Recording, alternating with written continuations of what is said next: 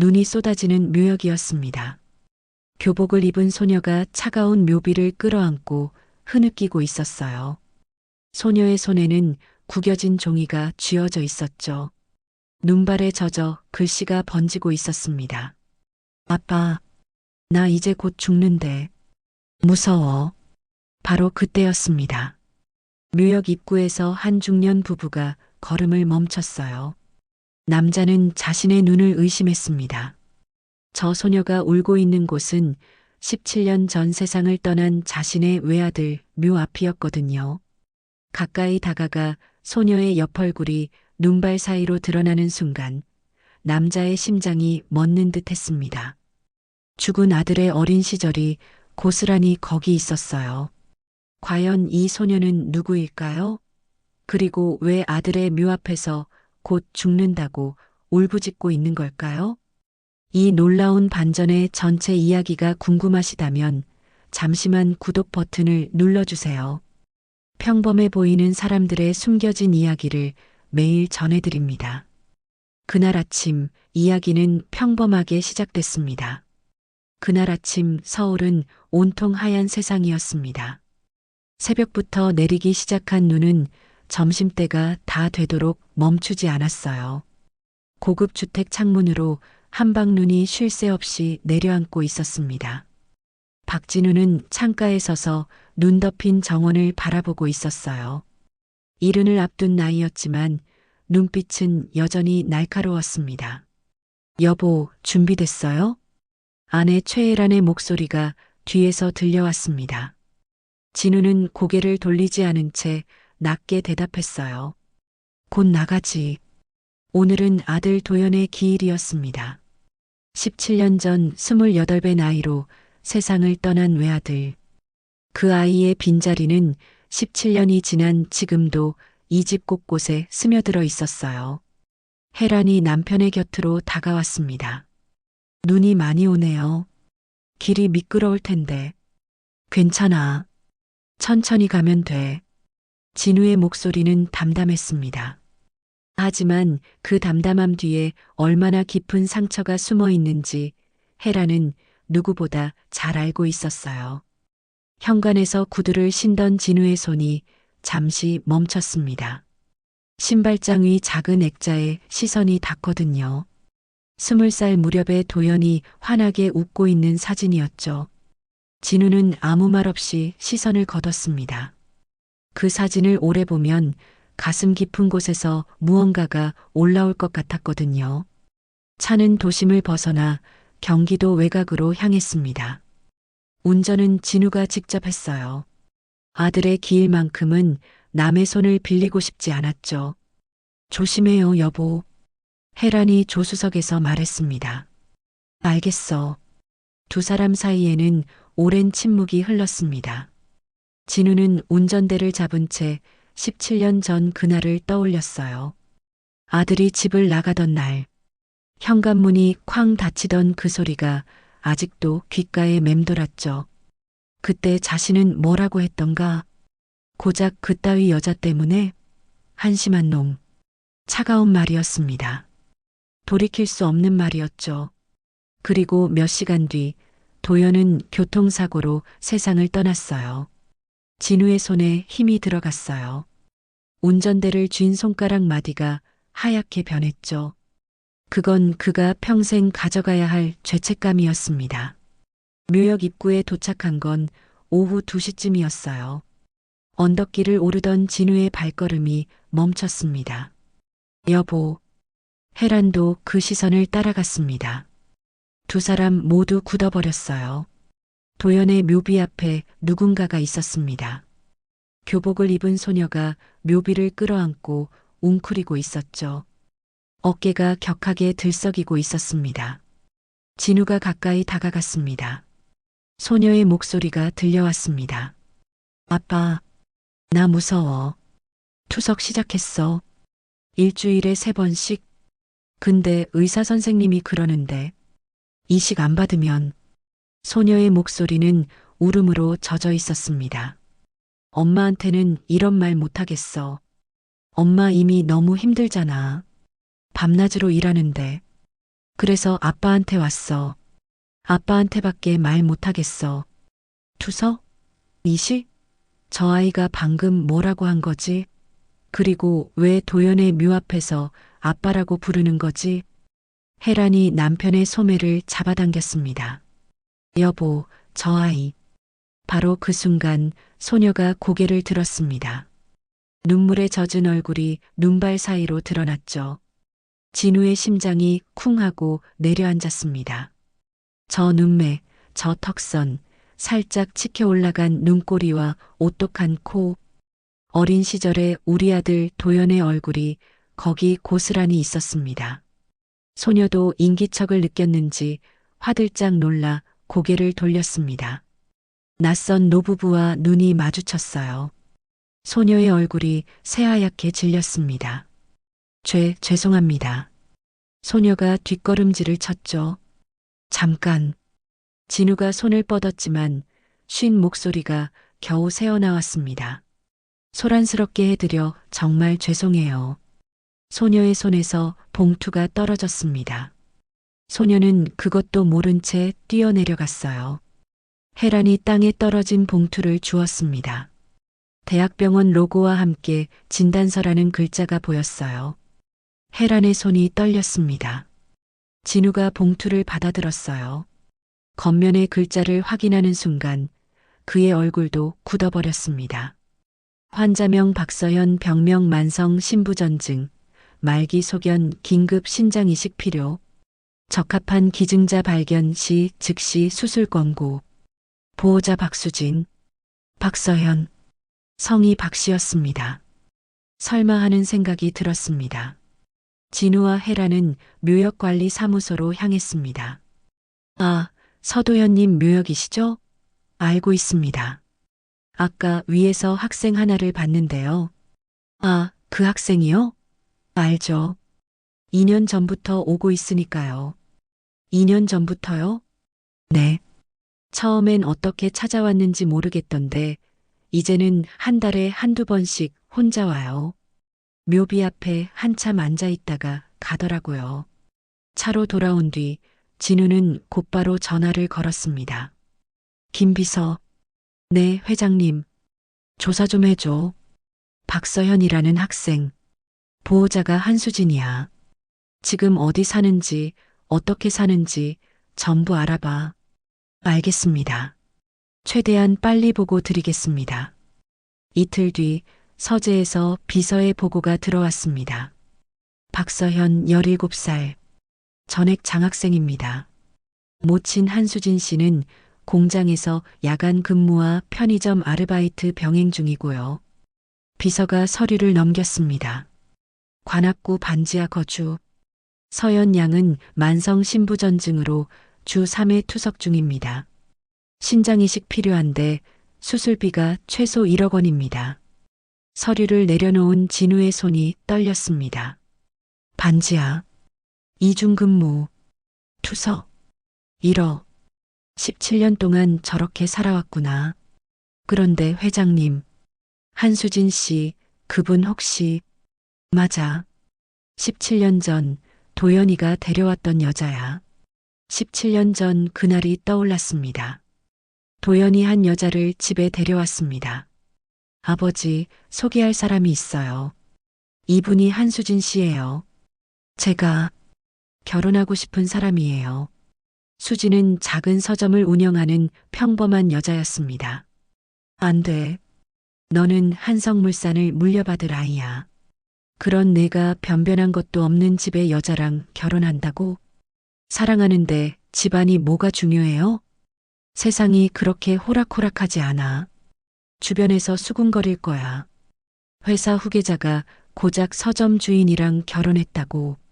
그래서 진우는 수진을 따로 만났습니다. 한수진 씨. 아, 아버님. 잠깐 이야기 좀 하지. 차 안에서 진우는 두툼한 봉투를 꺼냈어요. 여기 5천만 원 있어. 도연이랑 헤어져. 수진의 얼굴이 창백해졌습니다. 저는 들어봐. 너는 고아야. 배경도 없고 우리 도연이는 달라. 회사 물려받을 아이야. 수진은 입술을 깨물었습니다. 내가 계속 있으면 도연이는 집안에서 쫓겨날 거야. 호적에서 파버릴 거라고. 상속도 없어. 호적에서요? 그래. 내가 지금 떠나면 도연이는 평탄하게 살 거야. 하지만 내가 있으면 도연이는 아무것도 아니게 돼. 수진의 눈에서 눈물이 흘러내렸습니다. 진우는 그날 밤 수진을 쫓아냈습니다. 그리고 석 달 뒤 도연은 수진을 찾아 나섰다가 교통사고로 세상을 떠났어요. 그날 밤은 폭설이었습니다. 도연은 마침내 수진의 행방을 알아냈어요. 임신 8개월, 홀로 작은 지방 도시에서 살고 있다는 정보였죠. 도연은 그날 밤 곧바로 차를 몰았습니다. 폭설 경보가 내려진 밤이었어요. 수진이를 찾아야 해. 오늘 밤 안에. 도연이 계단을 오르는데 눈 속에 쓰러진 사람이 보였습니다. 수진아. 도연이 달려갔어요. 수진이었습니다. 눈 속에서 쓰러져 있었죠. 배를 감싸 안고 수진아, 수진아. 도연은 수진을 급히 차에 태웠습니다. 빙판길이었어요. 하지만 맞은편에서 트럭이 미끄러지며 돌진해 왔어요. 도연은 순간적으로 핸들을 꺾었습니다. 수진 쪽이 아닌 자신 쪽으로. 쾅! 충격음과 함께 세상이 멈췄습니다. 도연은 그 자리에서 숨졌어요. 수진은 중상을 입었지만 살아남았습니다. 그리고 한 달 뒤 딸을 낳았어요. 서연이었습니다. 진우는 도연의 장례를 치른 일주일 뒤 그 소식을 들었습니다. 회장님, 한수진 씨가 출산했답니다. 비서의 보고였어요. 딸이라고 합니다. 도연 부장님 닮았다고. 진우는 아무 말도 하지 않았습니다. 병원비가 밀려 있다고 합니다. 어떻게 하시겠습니까? 내버려둬. 진우의 목소리는 차갑게 식어 있었어요. 그 여자 때문에 도연이가 죽었어. 절대 용서 못해. 하지만 아이는 그 여자 자식이지 우리 가족이 아니야. 진우는 그날 이후 단 한 번도 손녀를 찾지 않았습니다. 17년 동안 서재에서 과거를 떠올리던 진우의 눈에서 눈물이 흘러내렸습니다. 여보, 혜란이 남편의 어깨에 손을 올렸어요. 내가 그 아이를 17년 동안. 진우의 목소리가 떨렸습니다. 우리 이제 찾아가요. 혜란이 조용히 말했습니다. 서연이한테 지금이라도 늦지 않았어요. 나를 받아줄까? 받아주지 않아도 가야죠. 그게 우리가 할 일이에요. 진우는 고개를 끄덕였습니다. 다음 날 아침 진우는 비서에게서 받은 주소를 들고 집을 나섰어요. 관악구 반지하. 허름한 주택가였습니다. 진우는 축축한 계단 앞에서 한참을 섰습니다. 내려가기가 두려웠어요. 하지만 발을 내디뎠습니다. 한 걸음, 두 걸음. 낡은 현관문 앞에 도착했어요. 진우는 떨리는 손으로 초인종을 눌렀습니다. 딩동. 잠시 후 문이 열렸습니다. 교복을 입은 소녀가 서 있었어요. 묘역에서 봤던 그 아이. 서연이었습니다. 누구세요? 서연이 고개를 갸웃거렸습니다.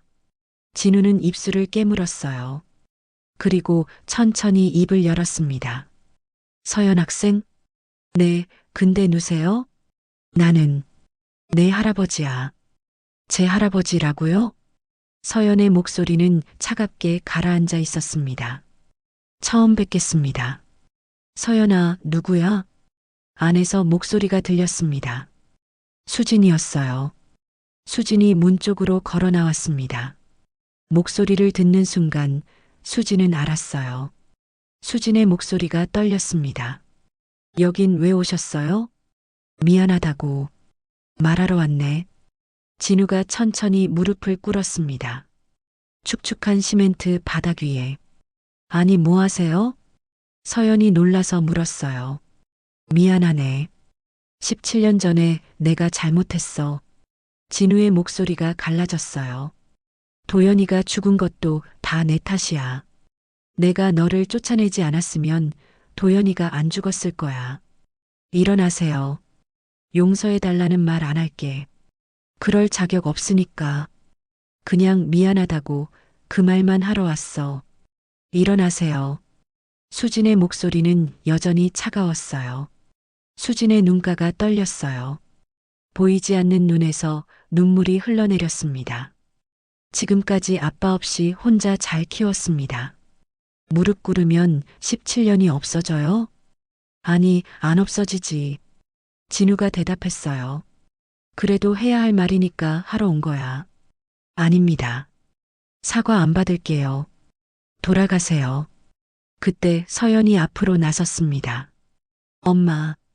서연이 수진의 손을 잡았어요. 그리고 진우를 바라봤습니다. 우리 엄마한테 왜 무릎을 꿇으시는 거예요?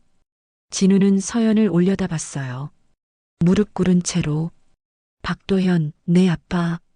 나는 도연이의 아버지란다. 서연의 눈이 커졌습니다. 엄마, 이게 무슨 소리야? 아빠한테 아버지가 계셨어? 수지는 대답하지 않았어요. 입술만 굳게 다물고 있었죠. 서연이 진우를 바라봤습니다. 내가 아프다고 들었어. 당연히 치료를 해주고 싶어 왔단다. 괜찮아요. 많이 아프지 않아요. 서연이 조용히 말을 끊었습니다. 네. 저희 괜찮아요. 이렇게 찾아와 주신 것도 감사해요. 서연이 수진의 손을 꼭 잡았습니다. 근데 저희는 지금까지 둘이서 살아왔어요. 17년 동안. 그러니 앞으로도 저희끼리 해볼게요. 서연이 고개를 숙였습니다. 죄송해요. 마음은 감사한데 아직은 받아들이기가 어려워요. 진우는 대답할 수 없었습니다. 들어가요, 엄마. 서연이 수진의 팔을 잡았어요. 철컥. 문이 닫혔습니다. 진우는 닫힌 문 앞에 한참을 있었어요. 열을 뒤었습니다. 전화벨이 울렸습니다. 비서였어요. 회장님, 급한 일이 생겼습니다. 무슨 일인가? 박서연 양이 쓰러졌습니다. 지금 응급실에 있다고 합니다. 진우의 손에서 전화기가 떨어질 뻔했어요. 어느 병원인가? 서울대병원입니다. 진우는 전화를 끊자마자 차를 몰고 병원으로 향했습니다. 진우가 도착했을 때 수진이 벽에 기대 서 있었습니다. 눈물을 흘리고 있었어요. 한수진 씨. 수진이 고개를 돌렸습니다. 왜 또 오셨어요? 서연이는 중환자실에 들어갔어요. 수진의 목소리가 갈라졌습니다. 의사 선생님이 그러는데 이번엔 정말 위험하대요. 이식 안 받으면. 수진은 더 이상 말을 잇지 못했습니다. 여기 내 비서 번호야. 전화해. 수술비는 내가 낼게. 수진이 고개를 저었어요. 싫습니다. 서연이를 살리는 게 먼저야. 그럼 면목 없지만 빌려주세요. 갚겠습니다. 몇 시간 뒤 의사가 나왔습니다. 보호자 되시는 분? 수진이 다가갔어요. 네, 저요. 일단 위기는 넘겼습니다. 하지만 더 이상 버티기 힘든 상태예요. 조속히 이식 수술을 해야 합니다. 기증자는 현재 대기 순번으로는 최소 6개월에서 1년이 걸릴 것 같습니다. 1년이요? 수진의 얼굴이 창백해졌어요. 그때까지 버틸 수 있을까요? 의사가 돌아간 뒤 진우가 입을 열었습니다. 나를 검사해봐. 네. 수진이 고개를 돌렸어요. 내 신장이 맞는다면 내가. 무슨 말씀을. 내가 기증자가 될게. 안 돼요. 수진이 고개를 저었어요. 회장님 위험하시고. 진우가 수진의 말을 끊었습니다. 그래서 더 해야 해. 나한테 남은 시간이 얼마나 될지 모르니까. 진우의 목소리는 담담했습니다. 도연이를 지키지 못했어. 이번엔 도연이 딸은 꼭 지킬 거야. 수진의 눈에서 눈물이 흘러내렸습니다. 17년 전에 못했던 일이야. 지금이라도 하게 해줘. 진우는 다음날 곧바로 검사를 받았어요. 결과가 나오기까지 일주일. 그 일주일 동안 진우는 매일 병원을 찾았고 체력을 키우려고 했습니다. 서연의 병실 문 앞에 서서 들어가지도 못한 채 멀리서 지켜봤어요. 일주일 뒤 결과가 나왔습니다. 적합합니다. 의사의 말에 진우는 눈을 감았어요. 수술 일정 잡아주세요. 빠를수록 좋아요. 수술 사흘 전 진우가 서연의 병실을 찾았습니다. 얘기 좀 할 수 있을까? 수진이 자리를 비워주었어요.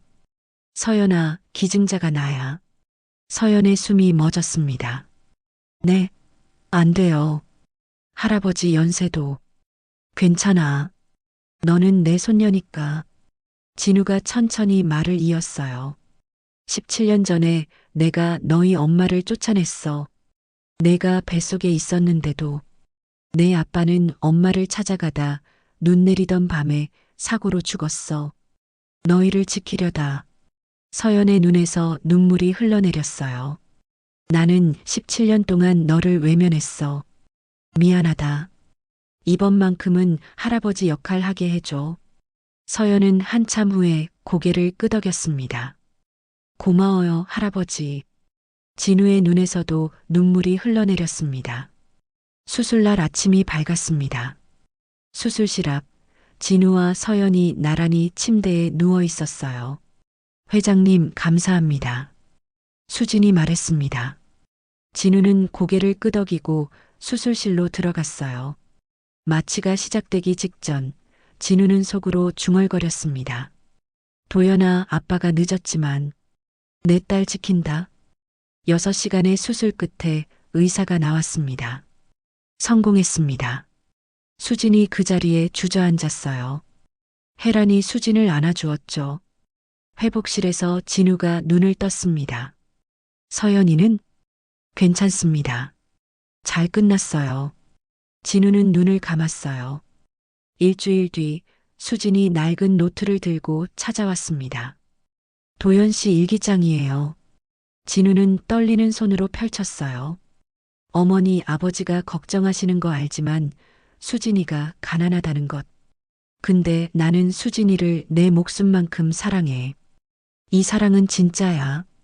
내 인생을 걸고. 언제 아버지가 이해하실까? 눈물이 떨어졌습니다. 마지막 장이었어요. 아버지께 편지 쓰는 심정으로 남겨보자. 아버지, 오늘 수진이를 찾으러 갑니다. 수진이가 임신했습니다. 그것도 모르고 저는 이렇게 편히 죄책감에 이렇게 편히 못 지냅니다. 소중한 제 아이예요. 귀여운 손주 꼭 데리고 올게요. 그리고 다시 한번 말씀드릴게요. 결혼 꼭 허락해 주세요. 아버지, 어머니 축복받고 살고 싶어요.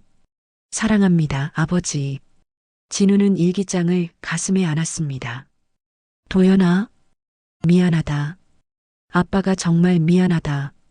10개월이 흘렀습니다. 가을이었어요. 묘역으로 가는 길, 차 안에는 4사람이 타고 있었습니다. 진우, 혜란, 수진, 서연. 서연은 건강을 되찾았습니다. 얼굴에 생기가 돌았고 학교도 다시 다니기 시작했어요. 차가 묘역에 도착했습니다. 4사람은 나란히 언덕길을 올라 도연의 묘비 앞에 섰어요. 진우가 묘 앞에 앉았습니다. 혜란, 수진, 서연도 차례로 앉았어요. 도연아, 아빠 왔다. 너희 엄마랑 수진이랑 서연이랑 같이. 바람이 불어왔어요. 따뜻한 봄바람이었죠. 늦었지만 이제라도 가족이 됐어. 너희 엄마 모시고 집으로 갈 거야. 서연이도. 수진의 눈에서 눈물이 흘러내렸습니다. 서연이 묘비 앞으로 다가갔어요. 아빠, 나 이제 18살이야. 몸도 다 좋아졌어. 서연이 웃으며 눈물을 닦았어요. 아빠가 지켜줬어. 고마워요, 아빠. 사랑해요. 진우가 서연의 어깨에 손을 올렸습니다. 서연아, 우리 집으로 가자. 할머니가 내 방 준비해뒀어. 진짜요? 그럼. 이제 우리 손녀인데. 혜란이 서연의 손을 잡았습니다. 서연아, 이제 우리 가족이야. 서연이 혜란을 끌어안았어요. 진우가 수진을 바라봤습니다. 17년 동안 고생 많았어. 이제 혼자가 아니야. 감사합니다.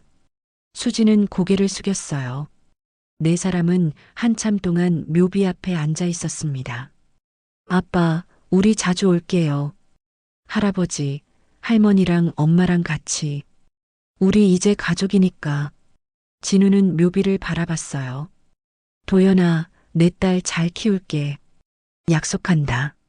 네 사람이 언덕을 내려갈 때 서연이 진우의 팔을 잡았습니다. 할아버지, 천천히 가요.